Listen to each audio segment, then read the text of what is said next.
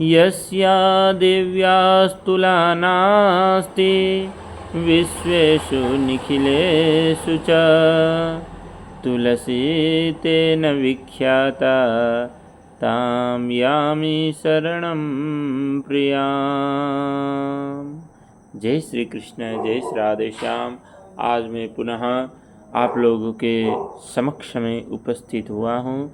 जो तुलसी जी का जो दिव्य महिमा है, यह दिव्य महिमा को लेकर के कहा गया है कि कार्तिके तुलसी पत्रम विष्णवे यो ददाति च गवामयुत दानस्य फलमाप्नोति निश्चितम। कहा गया है कि कार्तिके तुलसी पत्रम, यह कार्तिक मास में जो तुलसी का जो पत्र होता है, तुलसी का जो पत्ता होता है, जो भक्त वह पत्र को भगवान विष्णु के ऊपर में अथवा भगवान विष्णु को अर्पित करता है, उसे निश्चित ही 10,000 जो गौदान है, ऐसा गौदान का फल उसे प्राप्त होता है। ऐसा दिव्य महिमा यह जो तुलसी का जो पत्र है, वह तुलसी का पत्र का है अथवा तुलसी का है। तो यह कार्तिक मास में हमें अवश्य तुलसी जी का सेवा करना है और जीवन पर्यंत ही हमें तुलसी का सेवा करना चाहिए। कहा गया है कि कार्तिक मास में जो विष्णु भक्त जो पुरुष होता है, वह जो भी भगवान के भक्त होते हैं, वह प्रातःकाल ब्रह्म मुहूर्त में उठकर स्नान इत्यादि करके पवित्र हो करके उसे जो कोमल कोमल जो तुलसी का जो पत्र होता है, जो तुलसी का दल होता है, वह तुलसी दल से भगवान दामोदर की पूजा करना चाहिए। तो ऐसा करने से वह निश्चय ही वह भक्त मोक्ष को प्राप्त कर लेता है। जो व्यक्ति भक्ति से रहित हो करके अथवा भक्ति से रहित है, वह यदि सुवर्ण आदि के द्वारा भी यदि भगवान का पूजन करे तो भी उसकी वह पूजा को भगवान ग्रहण नहीं करते हैं। इसलिए सभी वर्णों के लिए भक्ति ही सबसे उत्कृष्ट मानी गई है, भक्ति ही सबसे श्रेष्ठ मानी गई है। भक्तिहीन कर्म भगवान विष्णु को प्रसन्न करने वाला नहीं होता है। इसीलिए यदि भगवान विष्णु का यदि पूजन करना है, भगवान विष्णु का यदि अर्चन वंदन करना है, तो हमें सबसे पहले भगवान के प्रति भक्ति, आस्था और विश्वास को जागृत करना होगा। तभी भगवान हमारा वह पूजा को स्वीकार करेंगे।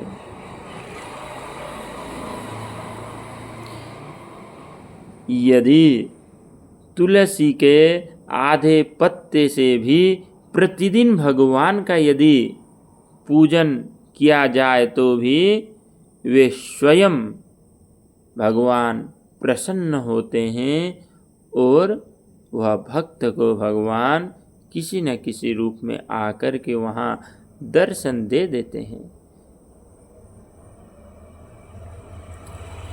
और कहा गया है कि अपने हाथों से लगाई हुई जो तुलसी का जो पौधा होता है, वह जितना अपना मूल का विस्तार करता है, जितना फैल के वह तुलसी जाता है, तो उतने ही सहस्र युगों तक वह मनुष्य ब्रह्मलोक में प्रतिष्ठित होता है अथवा वहाँ वास मिलता है उसको। यदि कोई तुलसी संयुक्त जल से स्नान करता है तो वह सब पापों से मुक्त हो जाता है और भगवान विष्णु के लोक को प्राप्त होता है। और वहाँ में अति ही आनंद का अनुभूति करता है। कहा गया है कि जिसके घर में तुलसी का बगीचा विद्यमान है उसका वह घर तीर्थ के समान है। वहाँ यमराज के दूत कभी भी नहीं आते हैं। तुलसी वन सब पापों को नष्ट करने वाला होता है। बहुत ही पुण्यमय तथा अभिष्ट कामनाओं को देने वाला होता है। जो भी तुलसी का सेवा करता है उसका सारे मनोवांछा भगवान पूर्ण कर देते हैं। जो मनुष्य तुलसी काष्ठ संयुक्त गंध को धारण करता है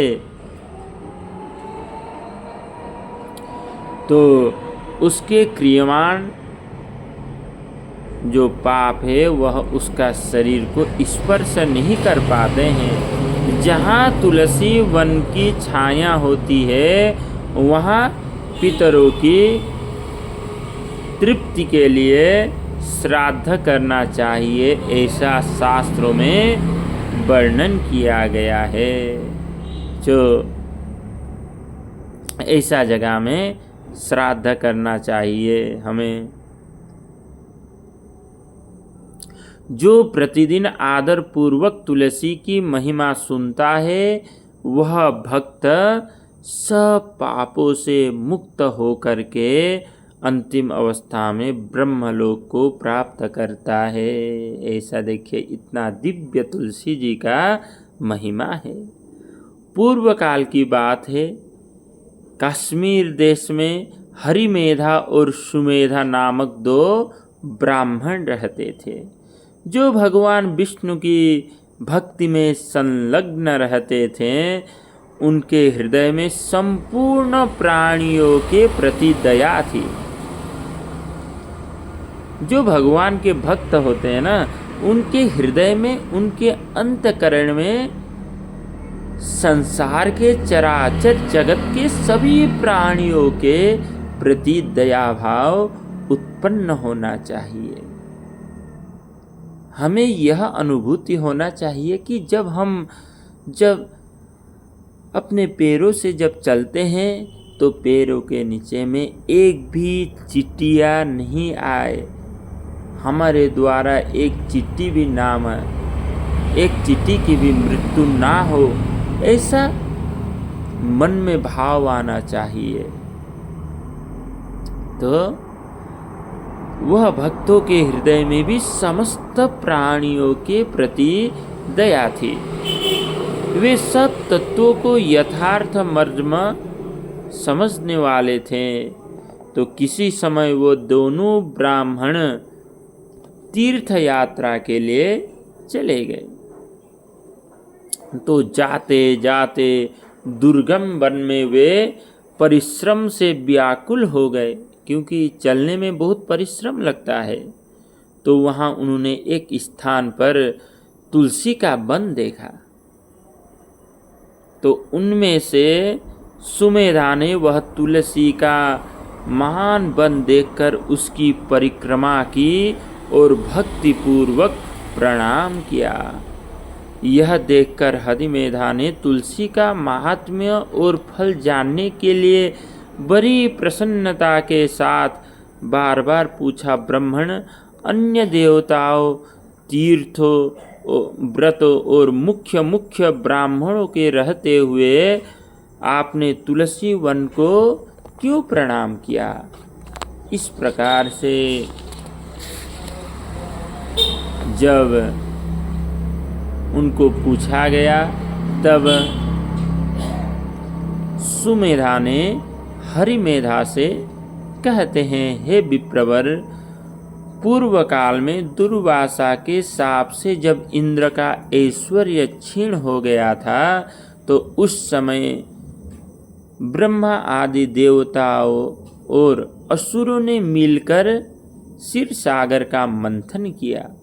उसे ऐरावत हाथी, कल्प वृक्ष, चंद्रमा, लक्ष्मी, उच्चश्रवा घोड़ा, कौस्तुभ मणि तथा धन्वंतरी भगवान श्री हरि वहाँ से प्रकट होते हैं, जहाँ से दिव्य औषधियाँ प्रकट होती है, जहाँ से भगवान अमृत का जो घट है, कलश है, उसको लेकर के वहाँ से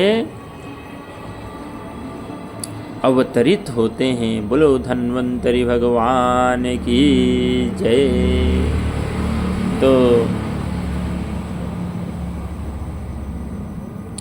उस समय में जब अमृत कलश को दोनों हाथों में लिए हुए श्री विष्णु बड़े हर्ष को प्राप्त हुए, उनके नेत्रों से आनंद अश्रु की कुछ बूंदें उस अमृत के ऊपर गिरी।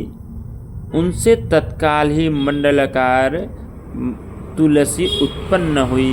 इस प्रकार वहाँ प्रकट हुई लक्ष्मी तथा तुलसी को ब्रह्मा आदि देवताओं ने श्री हरि की सेवा में समर्पित किया और भगवान ने उन्हें ग्रहण कर लिया। तब से तुलसी जी जगदीश्वर श्री विष्णु की अत्यंत प्रिय करने वाली हो गई। संपूर्ण देवता भगवत प्रिया तुलसी की विष्णु के समान ही पूजा करते हैं।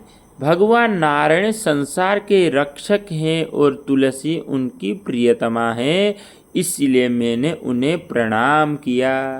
इस प्रकार से सुमेधा ने हरिमेधा से कहते हैं। तो सुमेधा इस प्रकार कह ही रहे थे कि सूर्य के समान अत्यंत तेजस्वी एक विशाल विमान उनके निकट ही दिखाई दिया। उन दोनों के आगे ही वह बरगद का वृक्ष, वहाँ एक बरगद का वृक्ष था, वह बरगद का वृक्ष वहाँ में गिर पड़ा और उसे दो दिव्य पुरुष निकले जो अपने तेज से सूर्य के समान संपूर्ण दिशाओं को प्रकाशित कर रहे थे। उन दोनों ने हरिमेधा और सुमेधा को प्रणाम किया। उन्हें देखकर वे दोनों ब्राह्मण भय से विह्वल हो गए और आश्चर्यचकित होकर बोले, आप दोनों कौन हैं? देवताओं के समान आपका सर्व मंगलमय स्वरूप है। आप नूतन मंदार की माला धारण किए कोई देवता प्रतीत होते हैं। इस प्रकार से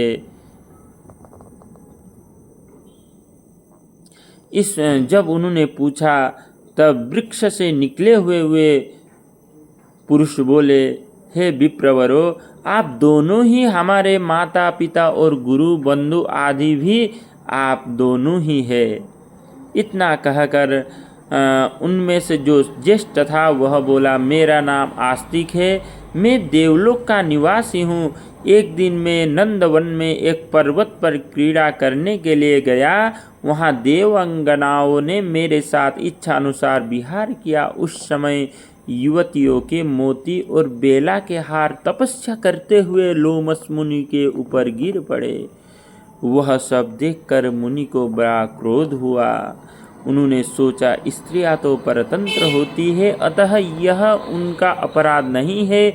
यह दुराचारी आस्तिक ही शाप पाने योग्य है। ऐसा निश्चय करके उन्होंने मुझे शाप दिया। अरे तू ब्रह्म राक्षस होकर बरगद के वृक्ष पर निवास कर।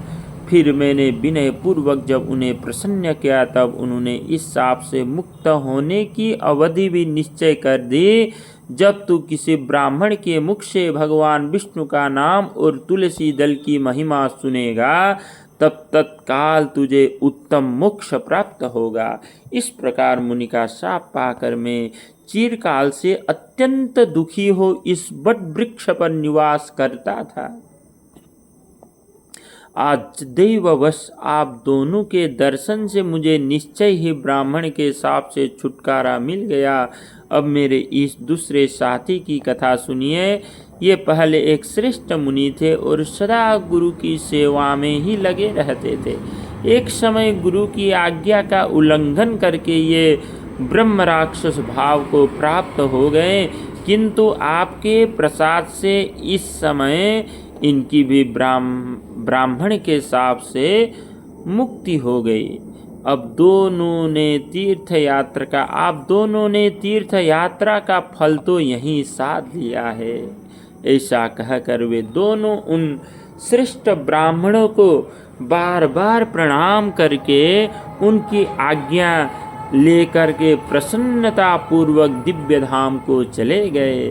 तत्पश्चात वे दोनों श्रेष्ठ मुनि परस्पर पुण्यमयी तुलसी की प्रशंसा करते हुए तीर्थ यात्रा के लिए चल दिए। इसलिए भगवान विष्णु को प्रसन्नता देने वाले इस कार्तिक मास में तुलसी की पूजा अवश्य करना चाहिए। जो भी भक्त भगवान विष्णु को प्रसन्न करना चाहता है, जो भी भगवान विष्णु की भक्ति को प्राप्त करने चाहते हैं, ऐसे जो भक्त हैं उन्हें अवश्य यह कार्तिक मास में तो तुलसी का पूजन, तुलसी का सेवा करना ही चाहिए, परंतु जीवन पर्यंत ही तुलसी की सेवा करना चाहिए। जय श्री कृष्ण, जय श्री राधे श्याम।